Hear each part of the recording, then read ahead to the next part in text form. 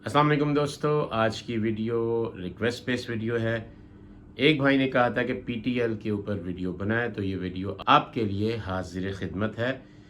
PTL यानी कि panther tyre limited. दोस्तों, मैं हूं मोहम्मद सालिक सिद्दीकी, प्रॉफिट गुरु में खुश आमदीद। इस चैनल पे हम बात करते हैं बिजनेस के बारे में, इन्वेस्टमेंट्स के बारे में और आपकी स्टॉक मार्केट के बारे में।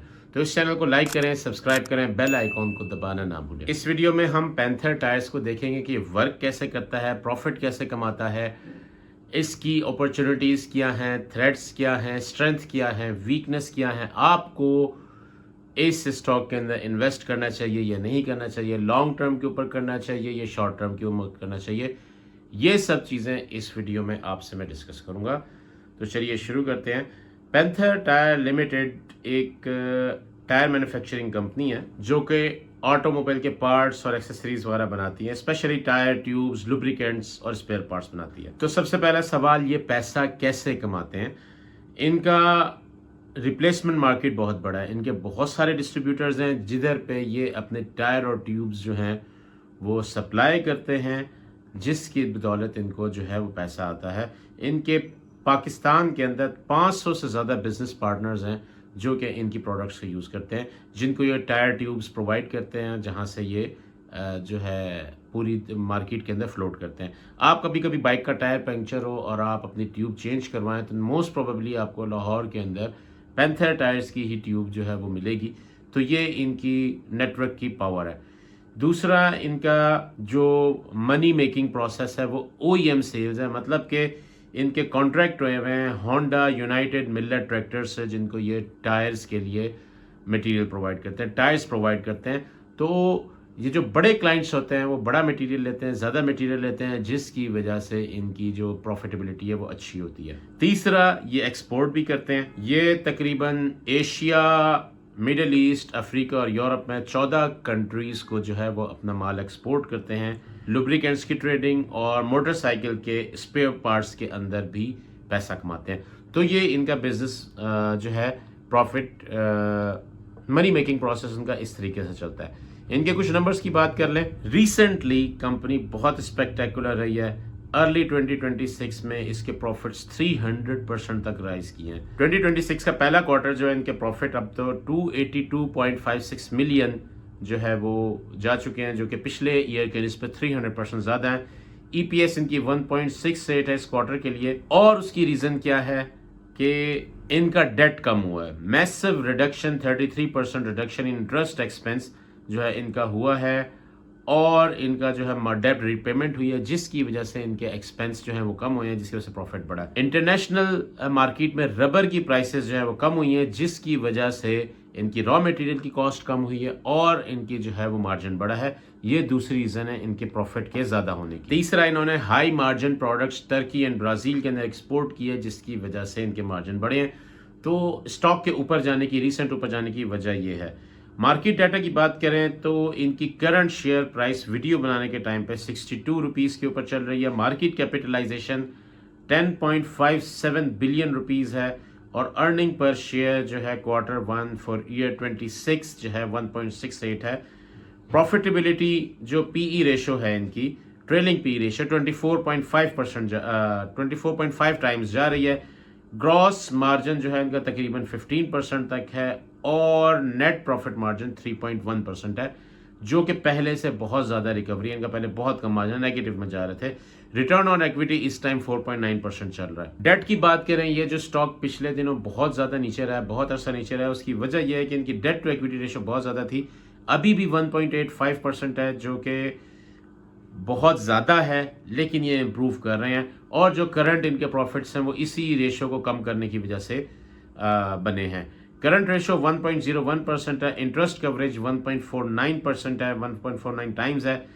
कैश फ्लो की बात करें तो -1.61%, मतलब कैश फ्लो में अभी भी ये पीछे हैं। और कैश पर शेयर 3.3% है।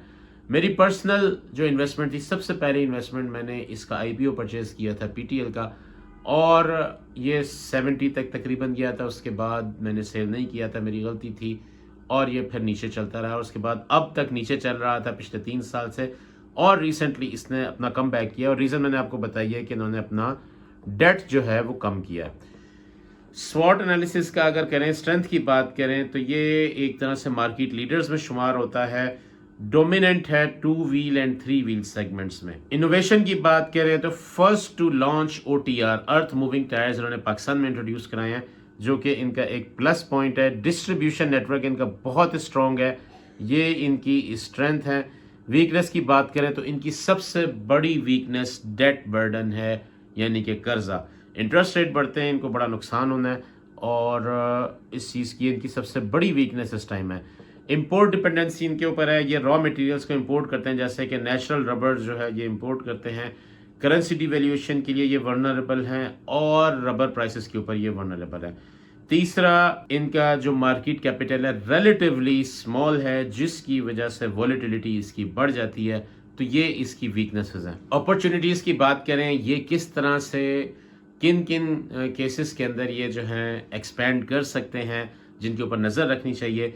ईवी ट्रांजिशन का दौर है, इलेक्ट्रिक व्हीकल की ट्रांजिशन का दौर है। उनके टायर्स थोड़े से डिफरेंट होते हैं।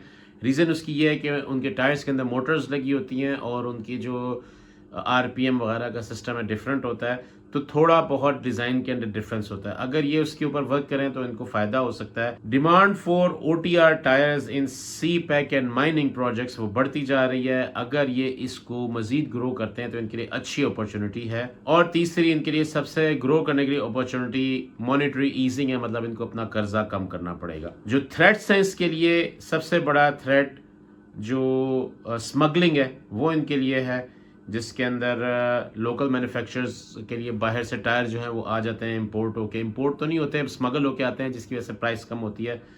दूसरा, energy cost rising, electricity gas tariff जो है इनके लिए प्रॉब्लम है। और रॉ मटेरियल वोलेटिलिटी इनके लिए बहुत बड़ा थ्रेट है, कि अगर रबर की प्राइसेस इंक्रीज कर जाती हैं तो इनके लिए प्रॉब्लम, मार्जिन कम हो जाते हैं, जिसकी वजह से इनकी प्रॉफिटेबिलिटी कम होती है। अगर हम बात करें मोट की, कि क्या PTL के पास कोई ऐसा मोट है जिसकी बेस के ऊपर ये बहुत ज़्यादा ग्रो कर सकता है, एज सच बहुत बड़ा मोट इनके पास नहीं है। OEMs इनके लिए एक प्लस पॉइंट है, मतलब इनके आप प्लस पॉइंट कह सकते हैं, मोट नहीं कह सकते। प्लस पॉइंट ये है कि ट्रैक्टर और मोटरसाइकिल के अंदर जो टायर लग रहा है वही आगे लगता जाएगा, जिसकी वजह से इनका जो है वो मार्जिन सेम रहेगा, एक कांस्टेंट इनकी अर्निंग है। ब्रांड एक्विटी जो है इनकी है, पैंथर टायर्स एक बड़ा नाम है, ब्रांड वैल्यू इनकी मौजूद है, ये इनके प्लस पॉइंट थे। टोटल एसेट्स आप डायरेक्टली इनकी डाटा शीट से भी देख सकते हैं, इनकी जो फाइनेंशियल शीट्स हैं।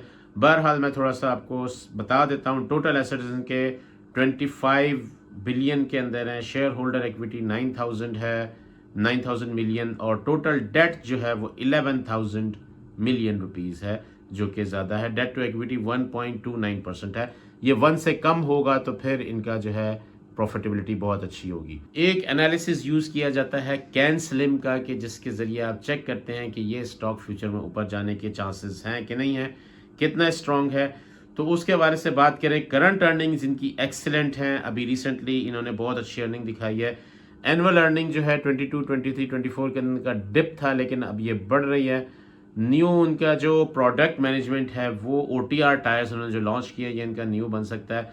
Supply and demand, free float 25% है, डिमांड जो है वो इंक्रीज कर रही है। लीडर जो है, ब्रांड नेम इनका मौजूद है ऑलरेडी।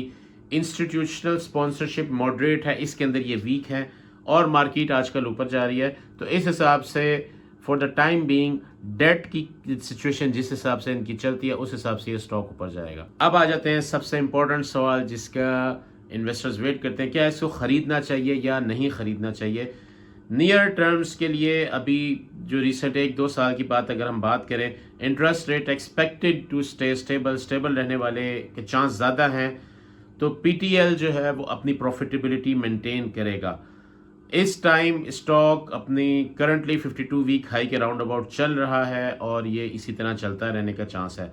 लॉन्ग टर्म के ऊपर इनकी डिमांड जो है वो बढ़ेगी, लेकिन कर्जे के ऊपर इनको लाजमी तौर पर आपने नज़र रखनी है। अगर इनकी डेट टू इक्विटी रेशो बढ़ती है तो इसके अंदर फिर आप लाजमी तौर पर निकल जाएं, अदरवाइज़ ये एक अच्छी अपॉर्चुनिटी हो सकती है। तो दोस्तों, ये थी आज की वीडियो, उम्मीद है आपको पसंद आई होगी। अगर आपके क्वेश्चंस हैं तो कमेंट में लाजमी पूछें। मेरे साथ बंदे रहने का शुक्रिया। अल्लाह हाफिज़।